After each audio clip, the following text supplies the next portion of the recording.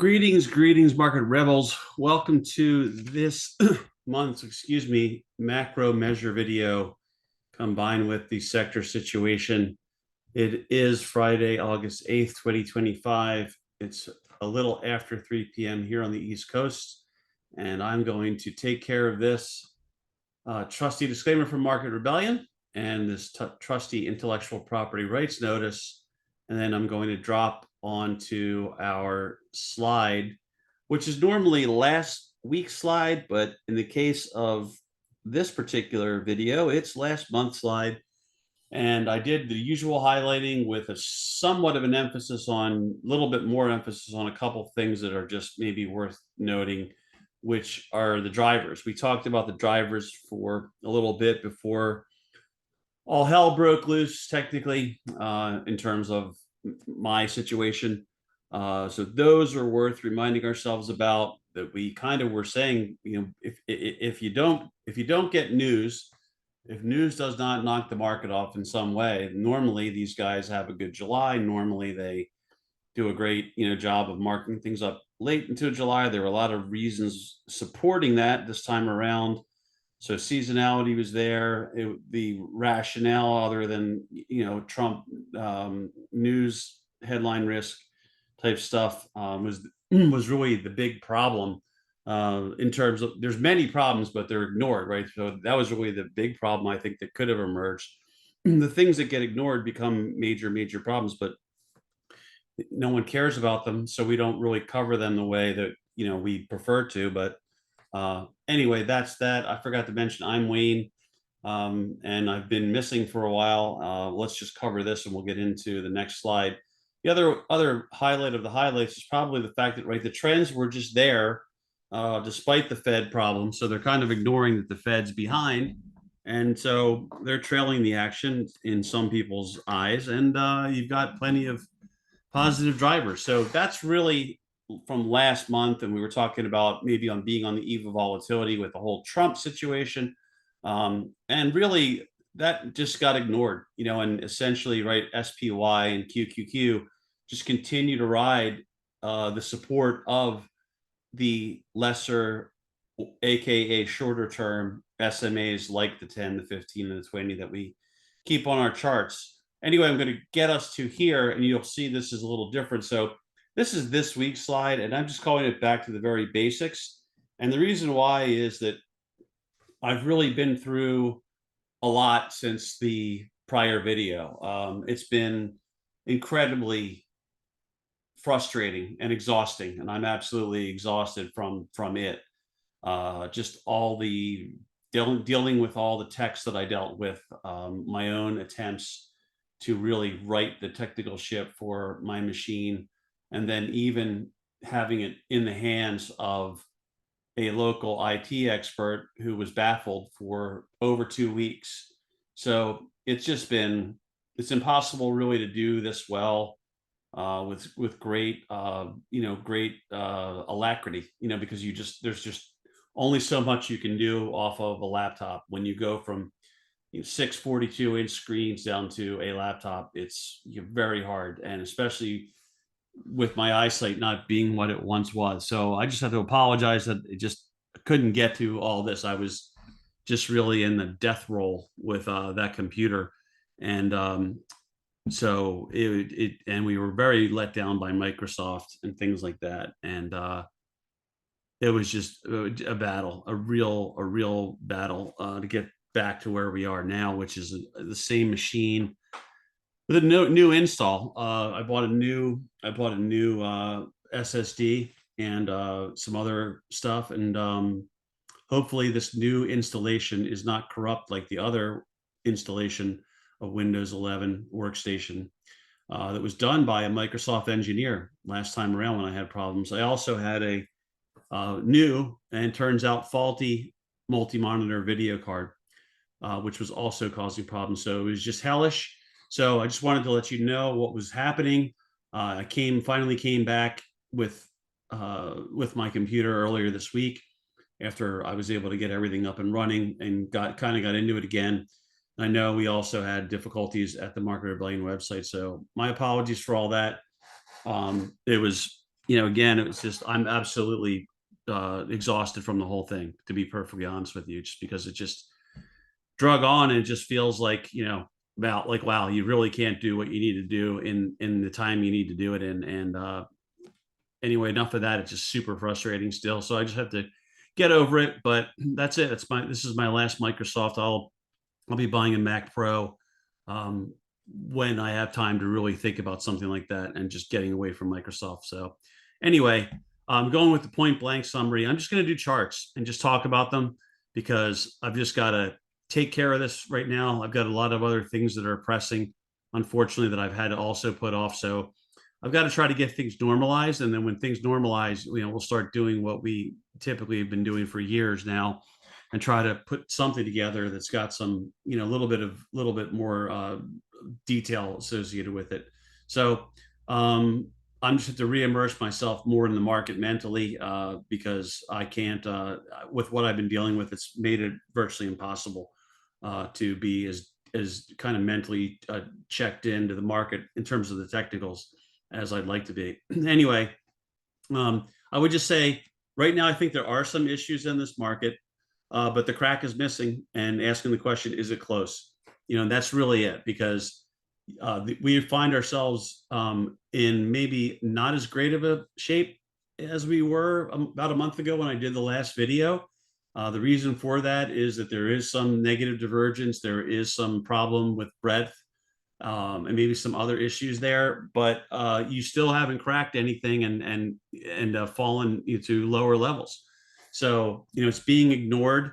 I think we're at a critical juncture. So let's do a quick shuffling of the deck, as they say, and let's do a quick stop on where we are.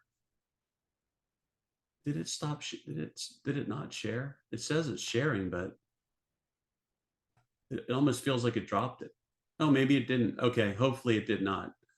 So I was wondering if it was still sharing, but okay, let's do that and just kind of neutralize this stuff here, and then let's get back to. I'll drop this down. I don't need that. I'm going to come back to the right screen and bring up my charts, which should be screen 3, share, and we should be able to bring up my charts. So let's get the charts running. That would be right here. This is the first one. This is just SPY, and it looks like I may have clicked a button or something, but let's start out with SPY and we'll just flash the Qs as well. But right, this is on the verge of challenging the all-time high, right? You're only like 1/3% away roughly. And then the Qs, I think, are at one right now, right? And so they've been able to push this. I think part of what we talked about way back when it was Apple trying to maybe join the party. It finally did in a really meaningful way this week. But we were talking about this line way back when, saying if it could hold above this line and then start to go, that could really be something. Well, it wasn't. It was able to hold for a while, but it wasn't able to go and fell off into earnings. But since subsequent to that, they brought it back above, and now it's really spiked. And you're above the 200. The last of them, and we said if Apple joins the party, obviously that's really great. Especially, I think we were talking way back when about Google. It's continued to do well. We were talking about Amazon. It did well into earnings. Now they're trying to bring that one back. So we had, I think, a good idea on those. With Tesla, we were kind of like ruling out, like in terms of but it's really right there now. Like you can see, I think, in fact, we had an idea. I think it popped through our trigger for about $5. No big deal yet, but it's got the potential to do that as well. Nvidia, of course, we talked about. That's been a powerhouse. It just continues to be one, right? And you're holding all your upslipping SMAs, and they're all stacked, and you're not, you're not at the threat of even cracking the 10 yet, right? Because you're moving away from it. So you've got that. Let's take a look at Meta. Let's take a look at Microsoft. Meta, really powerful move. Some UOA showed up in front of that one. Microsoft also had a powerful move and has subsequently backed off, but had a powerful move. And you can see how they kind of in this case, they're getting some rotation where they leave the rockets behind that have really jammed. They bail out on those. They got the score, and then they they're plowing into these other names, and they've lifted, like, Apple and Amazon to an extent, and then Google. So that's part of the whole thing right there. I haven't looked at Netflix.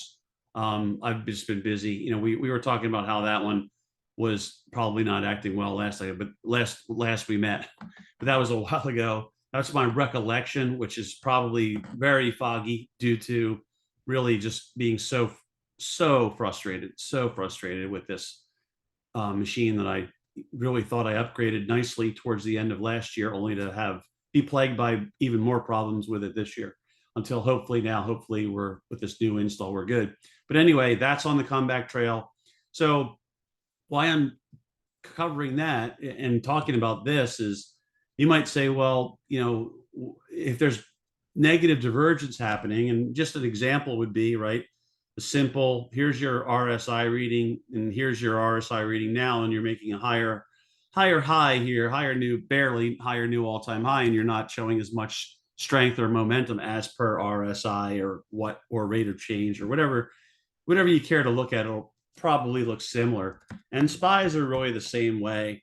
And people are getting worried about things being top heavy, and the Mag 7's responsible for this. And Apple's bought so much of their stock, that's just to keep their EPS looking good.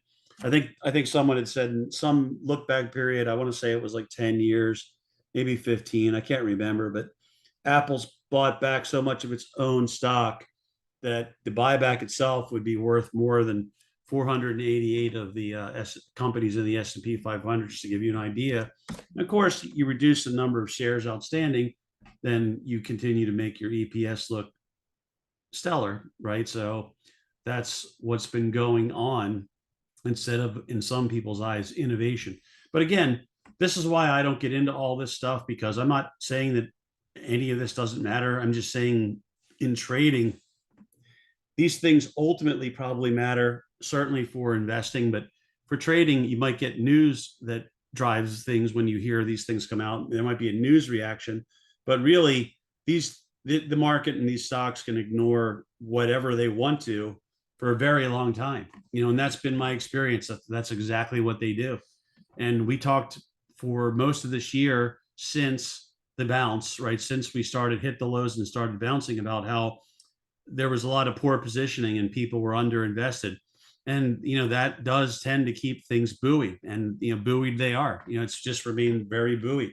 But if you want to look at some issues, right, you could say, well, the diamonds, hey, they're kind of a little concerning, right? They're below the 20, they're in light blue. They're between the 20 and the 50, which is the gold line. If you haven't looked at these charts before, I try to keep these the same, week in, week out, so people become accustomed to them. So that's not looking that great. And boy, this could be a lower high, and it could roll over. It all could happen. You still have your longer term SMAs upsloping. And I'm not, like I say, I'm not a big SMA person, but I think it makes it easy. A lot of people are, and they're very commonly used. They're legacy stuff from way back. People have used them for a very long time, and they're very common, as I say. And a lot of people like to use them. So I can describe, they're easy to describe what's going on. They help describe what's going on, I think, very easily. But yeah, you can just see that this is really not all that spectacular. IWM, the perennial disappointing major index ETF. We thought, maybe once again, hoping it could go. Things are getting better on Main Street, not just Wall Street and tech land. But no, right? That we had a nice little, I think we had a nice little trade at one point in here where we had a pop on some UOA way back, but that has probably about petered out. It might have even expired last week. So if you didn't take your winnings or roll up or whatnot, you may have overstayed your welcome. But yeah, that's kind of sidewaysing. This stuff could obviously ignite quickly, but realistically, right, if I bring this over here, this is what all four of them look like. And so your big dogs, which have been leading SPY and QQQ, they're still doing that. These are still a little bit behind, right, and struggling a little bit. And that's what we've seen quite a bit. But I wouldn't, my whole point is, I wouldn't fight against this, right? Now you could say, well, what do you think are the most likely scenarios? Something we try to do, and we try to be objective. You could say, wouldn't it be a false breakout? Wouldn't it be a double top? Wouldn't it be something like that? It could, right? But you have to see, this is my whole reason for not just shorting at a level or buying at a level, right? I don't want to just get sawn right through where they just keep going. And I like to see some sort of a problem develop or being on the verge of a problem developing. And we could be there, but at this particular moment, this very snapshot in time, I don't think we are, right? How can I really say there's a problem unless there's news that you believe is going to hit the tape that's going to create this kind of negative reaction? If you're on to something like that, that you think there's timing, something is being timed that way to be released, or something's just naturally in the news cycle set to be discussed, spoken about, addressed, what have you, that's possible too. You could have a double top, you could have a false breakout, excuse me. But right, trying to play that without really against this kind of a trend, trying to play that without really having good information is probably a tough way to trade over the course of time. Because again, once they get in themselves in control of certain situations, they retain control and they just continue to squeeze their way higher and frustrate the living hell out of people that just didn't get on board quickly enough. So that's that, right? That's kind of what they do. But even if you say, well, where do you want to step in aggressively, and I'm going to short when it gets there, I would say like you're still too early, right? Even if you don't like to do it the way that I do, I'd say right now 583. I think we had this level from way back when too. Like there was some level we were projecting things to go to, um, but it could have been in something else that just hard to remember because I feel like I've just been traveling somewhere and not being as immersed the way that I was. I've been away from the market. But yeah, so I think 584, 585, that to me, uh, that to me is where you could say, well, that's a realistic place to short the strength, right? If it gets there. But again, I don't like doing that. I'd rather wait for some kind of a break. You could say, well, if you do that, you wait too long. If you waited for them to break, say the 20, they broke it without allowing you to participate here. Well, yeah, they did. But that's the thing, like you're fighting the trend, and these little blips, they're not really high payoff plays, right? You're fighting the trend, so they're not high payoff plays. They don't last for that long typically. And especially right when you think about why would we want to do that, let's say during this phase here where I'm kind of, well, I don't have the pointer going. Pointer should be showing up, but why would we want to do that during that kind of phase right there when we know that they typically use earnings? They beat, 3/4 of the time or better on earnings. Um, they typically run through Q2 earnings deep into July, which they did. What day is this? Okay, there you go, the 31st. So this is what they commonly do, and there was no news really to knock it off of the, let's say, most likely scenario, right? The seasonally supported, empirically supported scenario. So they're doing what they do. I think it's too early, even if you do have problems or qualms or what have you, to start just banging on things and loading up on puts. Now, having said that, a lot of us are already aware that August and September are not the best months for the market typically. And the market's been following the seasonality pretty closely so far this year. Not to perfection, right? It rarely follows it to perfection, but it's been pretty close. And so those tend to be weak. October can often be sketchy, I think, until you get in the back half of October. So despite the crashes that have happened in late October, more times than not, the back half of October shapes up decently, and which leads to normally the two of your better months of the year, with November and December. So naturally, with the window dressing towards the end of the year and all that kind of stuff. So there you have it, right? Like that's where we should go. If left alone, that's how it should normally play out due to the behavioral patterns. But there's always a wrinkle, right? And there's always with this administration, I've been making the point that I'm sure millions of other market participants are, that you just really don't know with this kind of an administration. It's something that's a little different, and they're just not afraid. I think an article appeared this week where somebody was sort of talking about how it's turned a, probably an already stressful job of being a trader, or, in many people's minds, into something really, even more challenging. So that's that. But yeah, I mean, there's still room there, even if you're just working off of this sort of intermediate term resistance line that I drew up there. You all know that have been watching these videos for a long time. We try to keep these videos particularly simple. And so I would use a technique like this. Not, I wouldn't use anything super sophisticated. But if you want to try to draw some support lines that are shorter term in nature underneath the action, and get ready to trade as soon as there's a crack of those. It looks like you're going to have a close below one. You could have at it. I think if news starts developing that looks like, oh no, this is not heading in the right direction. This Trump could say this.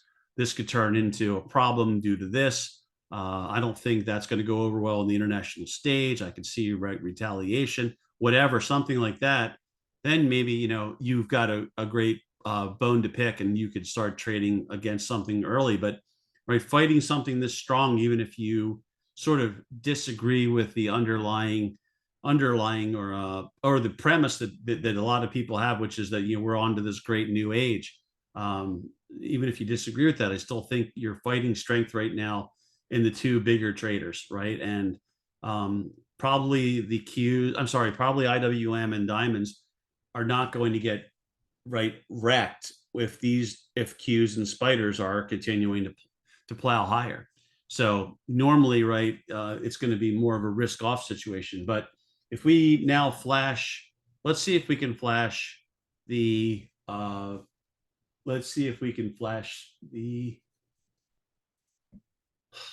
where's there it is. I was looking for my market breadth screen, and I tried to boost these up a little bit so everybody could sort of see these a little better. But I really don't go into the particulars, and certainly not on this sort of like get back into it video am I going to do that. But you can see that we are making a new all-time high, and yet you have this little bit of advance decline cumulative average that's trailing a little bit, and you've got your stocks above the 50, above the 100, above the 200. That's off the highs, right?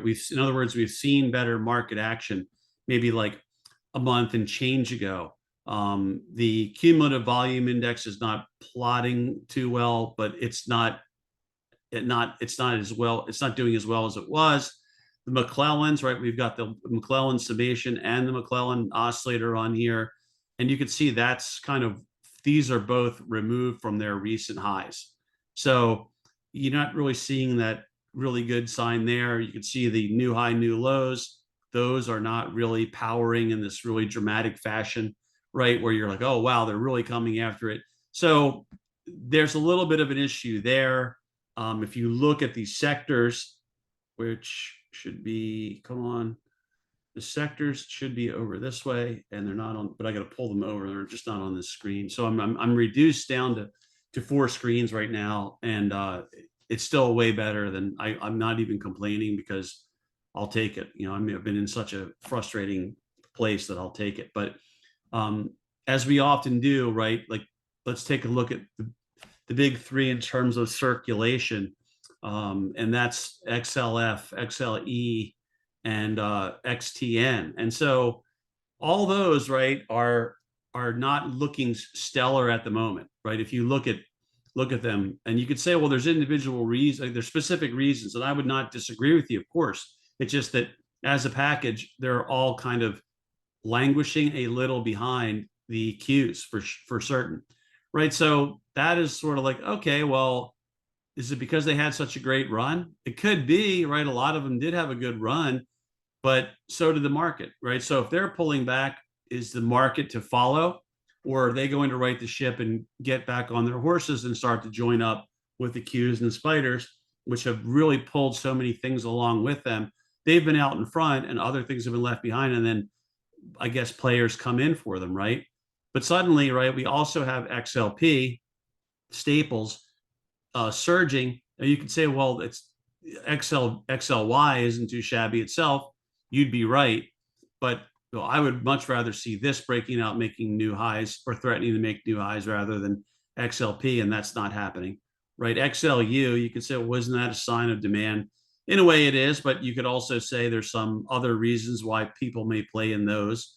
You could see that after really strong moves, you get the double top in XLB, you get this potential lower high if we roll over again here in XLI, right? So there's the Dow in a nutshell, not doing that great. Transportation is always one that concerns me, and that's off and finishing the week poorly, kind of towards last week's low. The interesting thing is though that no one seems to care about healthcare, and that's obviously probably due to the Trump situation. So normally that might be a spot where people head into for defensive positioning, but they don't want to because of the potential changes coming from the Trump administration. And then you've got XLRE again, another one maybe that acts defensively at times, but not really getting a bid all that much. That's fine. And you're really the leadership XLK and XLC. These are sort of hanging in there. You really can't say anything too bad about them.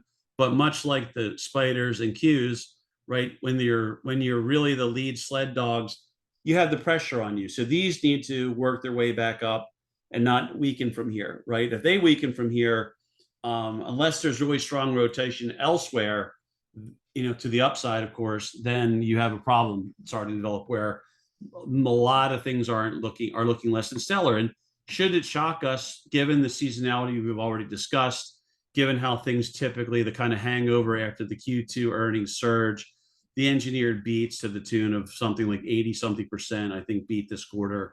The same old playbook, pretty much happens unless something derails it. Nothing really big has happened to derail it, even though I still feel like this year has got that feel to me to it. So we'll see if that turns out to be wrong.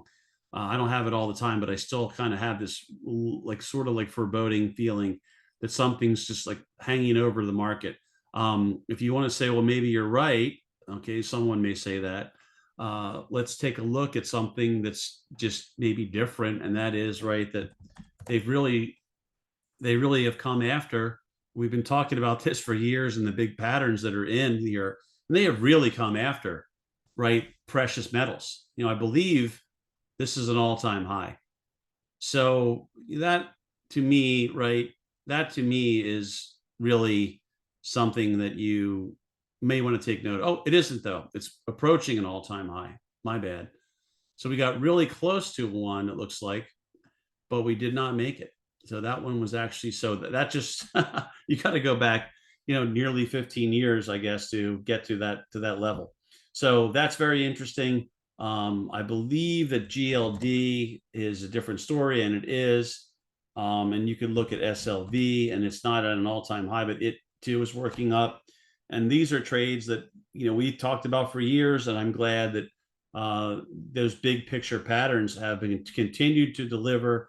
And again, this is one thing that tipped me off so long ago, was to really, a lot of folks just did not believe in looking at anything beyond like 3 or 6 months when I was getting started charting in the early 90s, late 80s at home, but early 90s for real with a trading job. And hardly anyone charted anyway, but certainly people that did were like, oh, all you need is 3 months, 6 months. And I don't know. Something about that didn't make sense to me because I'm just have an OCD thing for thoroughness, and I always would go back and look at the history that was available to me, which varied by system. And this is why I think you look at these. This is why you, not every day, right, but you occasionally, right, look at these big picture things, because here's the quarterly look, and that cup and handle, it shows up really well on quarterly, monthly, whatever you want to use on this system. And I mean, if you believe in patterns, and I do, and I think they're useful to know that they're in place, because if they do start to follow through, which this has, like you can say, well, geez, like I remember talking about this back in, I think it was late in 22 actually, and SLV was near 20, and boy, it's really, that's even you could say, well, this happens on trades that you do in UOA Essential or UOA Pro or whatever all the time, where there's a a big score. Yeah, that's true. But I mean, these are not areas like you don't really head into SLV for a big score. But anybody would take, right? Anybody would take this thing going up to the tune that it has, going up 75% in a few years. I mean, if you get that out of things that you use as a hedge in a way, that's really good. But why is this happening? That's really what I'm driving. Why are these things doing this? So this is I think we all know a lot of the reasons, but I'm just saying there might be another element to it in terms of um, lurking issues out there. Another thing that's been probably, I haven't looked at it today, but Bitcoin. Let's see what that's doing. I'll go to a lesser chart. Let's get to a nice 6-month chart, and that's trying to work its way back up right here. And that's done the nice little corrective activity. If you put a resistance line across here, which I think I will, clearly it's got to take highs out to really go. But if you just drop a line across here, like I like to do, right, you're not far from maybe breaking through there, right? And that could release you. These lines, I know lines are probably out of they're probably out of fashion for a very long time, maybe forever.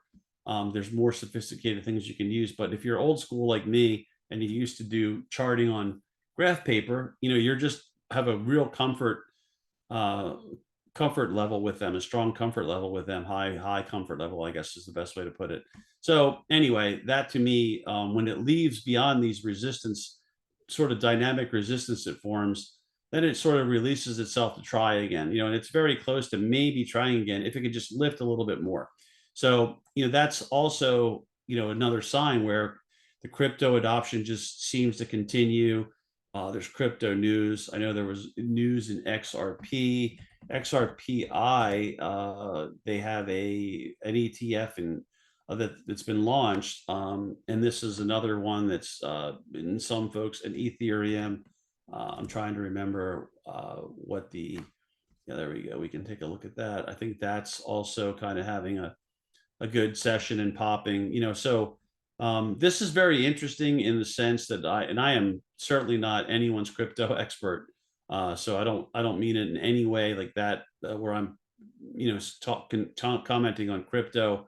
It's not really anything I'm close to an expert in. It's just that the charts are looking good, and these things have really great runs. And in fact, we had something, I guess, that's related to it. We had some UOA in here.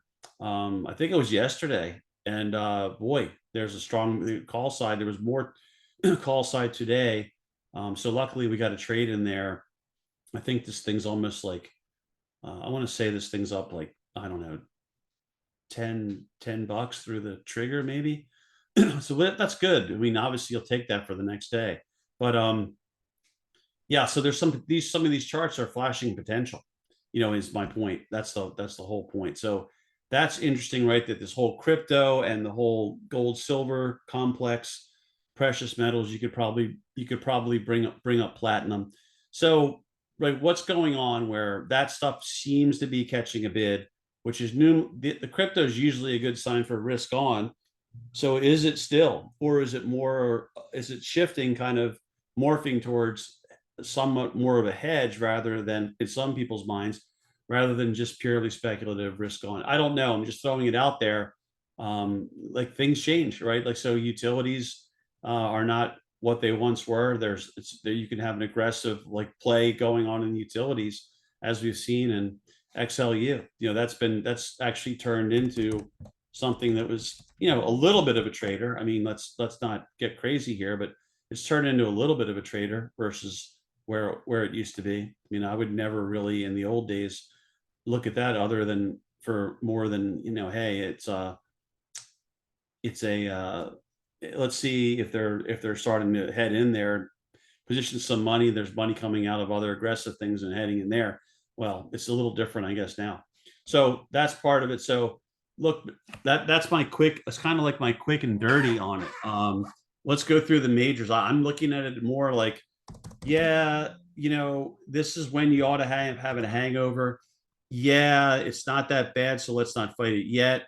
This is the kind of like the kind of chart discussion that a lot of people really don't like, because a lot of people like to have the strong opinion in place at all times. And I just think, to me, forcing an opinion is like forcing a trade. If it's not really there, you just have to be more patient. And that to me is one of the overlooked things about trading, is that you don't always have to have a trade on. There's something trading somewhere at all times, sure, but if what you're comfortable with isn't really setting up at that moment in time, then why force it on just to have the action? But just to me, right, I would say you just go through and you do this. So I would expect that they, because of the trend, again, absent news, absent Trump doing something that he's apt to do, I think you have to be on guard for possible false breakout, possible double top. In this case of everything but QQQ, possibly slightly lower high, that kind of stuff. And then, right, you wait for something of significance to crack. And that's going to be the 20 here in light blue for me, right? If this doesn't trade below 630, why am I really, unless I'm just day trading, completely day trading and on like a 15-minute chart or something like that, instead of swing trading, then why am I fighting against this when there's room for it to keep the trend? It's above all SMAs. It's corrected decently recently, and it has room to run before it really hits the dynamic resistance up here, which is probably like another 2% up, roughly speaking, 2 plus. So to me, I'm not doing that, right? I just want to see some signs of failure. So I'm going to give the benefit of the doubt to all these trends, short, intermediate, and long, until I see something at risk. And at this moment, we're just not at risk, right? We were kind of fiddling around with risk for days here on the lows, but now they're finishing strongly. Now you could come in Monday and you could be right at the risk juncture, right, where you're at 630 and you're like, wait a minute, low or high? Wow, this thing didn't do much. There's negative divergence. There's problems in market breadth. Some areas that are concerning are really still powering up. What's going on in this world? That's why I'm going to stick with roll, roll, roll. Right? Just that's what I said before. One of our slides, it was kind of like roll them, rolling and rolling. Like we were rolling along nicely, but I would roll them up, because you just don't. And the reason for that was not because things were overdone technically, because they really weren't. I think we've even made that case that they were working their way towards overbought, but they really weren't overbought in a meaningful way, typically speaking. But really because of the Trump situation, where you get a lot of news out of this administration, and it can be disruptive and concerning, and it provides enough cover for them to engineer, right, a quick takedown or a quick short squeeze. That's what you get. So that's the environment we have to adapt to. But this is what I would do. And if you want just a very basic way to either stick with it or pick your fight, is get these lines right under the action, right? Knowing where you are. And I always talk about knowing where you are. And where you are, in my mind, is you are coming into what is typically a challenging area after a long run. Your leadership is narrowing. It's not a disaster yet, but your market breadth is showing you some issues that are cropping up and other things. So why not be smart? And yeah, if you want to stay in for the last 2%, with a secret triple mortgage on your home that you're betting, whatever, that's fine. But I would rather at this stage, right, we're not coming off of a strong reversal. We're coming after a long run. We have a lot of things seemingly in our way, but you don't fight it yet, because you could get, every time I've brought this up the last couple of years, it hasn't materialized, but I'm going to do it again. What you could get is that blow off, right, where a lot of people obviously know what we know, everything I've talked about in this video, they all know, right? All these real players know about seasonality and all this, and what the expectations are for people that are trading the market like us, right? So what better way to really exclamation point it and really have everyone capitulate, give up on shorting, cover their shorts that are in place, than putting together one final ridiculous spike. And it could even be on Trump related news of some kind. Who knows what Trump is. I mean, honestly, I think it's, if it weren't that we all had to do this stuff, I think it would be kind of funny and entertaining, because whether you like Trump or not, in a way, it's just like the way the news gets made and the way the market reacts is just, it's just amazing. I don't, it's not something that we saw with Trump before, but I think this time around it's even more brazen this time around. So in a way, it's kind of funny that he's like really doing this, but at the same time, it isn't. When you're dealing with it all the time, it's not fun. It can really be frustrating. So that's why I think you've got to be a real disciplined player. So if I'll switch over here, then I would have to adjust my support line to something less aggressive because of where the market stopped, right there. So you really have to use Thursday's low. If you want to short right above the 50-day, which is again another sort of tough thing about being a short side player in a bull market, you're shorting right above other areas that could provide support. But it's that or this week's high, right? If you get above Thursday's high of 445, then you have to start thinking, well, they're going to try to work it back up and probably test those highs. So I think 445-ish, and then really, I hate to say it, but Thursday's low 439.72. I mean, that's just going to, the 50 will be just barely below there. So you're courting 50 support players stepping in. But it is what it is. IWM, another one, right, where you need to wait for Thursday's high. That's going to be, if it can, looks like it can power through there and start challenging the recent highs up here, great. But otherwise, why am I going to get long here? Unless you're just day trading it and you want to maybe trade above the 20 to be really aggressive. 221.62 right now. So that's that right there. I would probably use that if you want to be really aggressive. If you want to wait for this thing to show you more moxie, then you wait for Thursday's high. Otherwise, you're doing Thursday's low, and then again, you're just a little bit above the 50 right there, which is not too far above the 200 in purple. And we did have some paper in here where they did show up to buy some more calls, and we've had the technical difficulties, to say the least. And something cropped up yesterday, and I was thinking about getting one in, and then I got an alert. I couldn't do it anyway. I reset the alerts, and it looks like it might have triggered on me today, and I have to reset it again. But I'm going to put that back in here because there was some paper. There were some call buyers that showed up. You just never know. You never know in most times, but certainly again with Trump, you really never know. And so I'll just put a quick note in here while I'm doing this, so that there you go. Like I would get ready that way, right? I'm going to get ready that way. I'm not going to load up our log too much.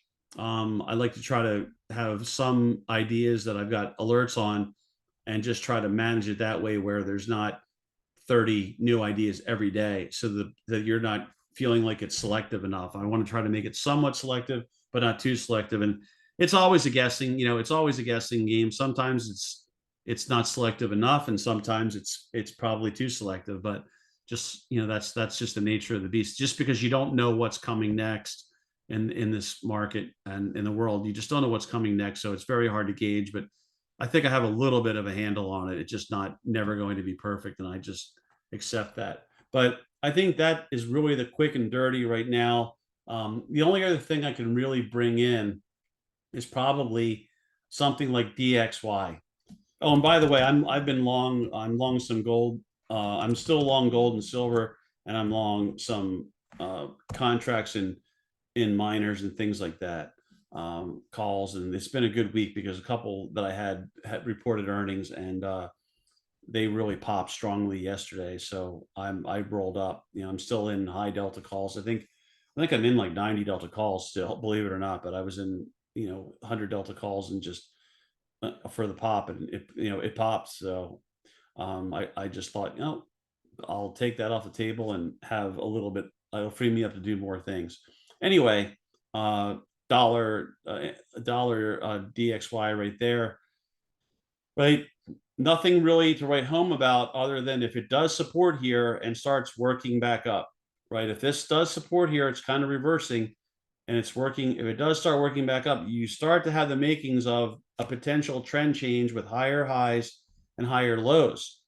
So just might want to keep that in mind because, right, as we have this has the dollar's been really crushed big time, and so it naturally, like a bounce following that wouldn't be crazy, right? That we see that a lot where stocks do really well, they give a lot back, but you could see the crushing that's happened. It's been a really rough year for the dollar, and so this could be right just after the halfway point. This could be sort of a turning point, and if that happens, I don't know what the implications are exactly, right? Since I'm not delving into the FX market and all that stuff, maybe the way I used to, at least to some degree.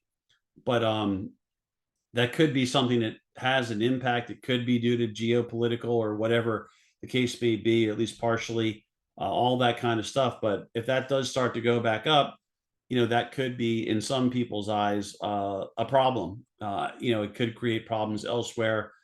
We don't want to overlook that. I'll have to really think about that more, take a look at it more, all that kind of stuff. But to summarize, now that I'm kind of normalizing, hopefully we will get back into the swing of the kind of point by point type video with more stuff. I did see some things that are concerning that are cropping up, the links, and I haven't done like a what I call a tabs check where I set up a browser window with a lot of tabs that we whip through just to sort of show that a lot of the off-screen risks that are not really discussed in the major financial media, mainstream financial media.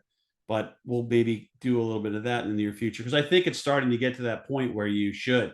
So I'm getting that vibe that let's be smart here after what's happened, and just not fight against the natural tendencies of the market in either way. Like, let's not fight it until we see technical vulnerabilities.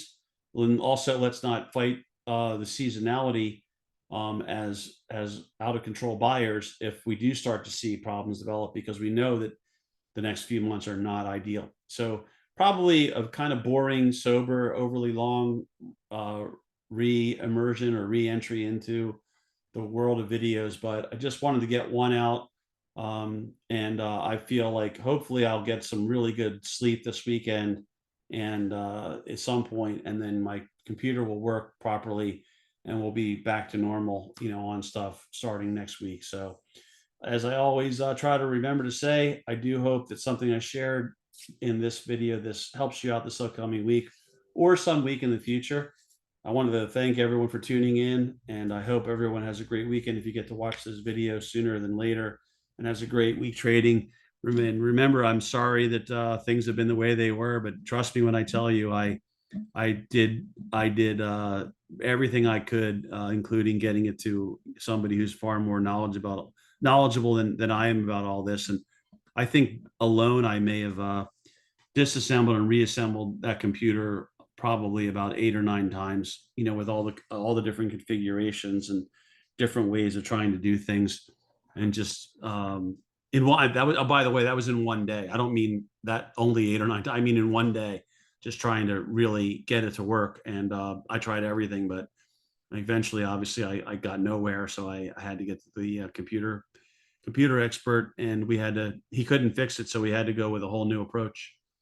So that's it. So everyone take care, and I'll be seeing you next week in videos and so forth and so on. Thanks.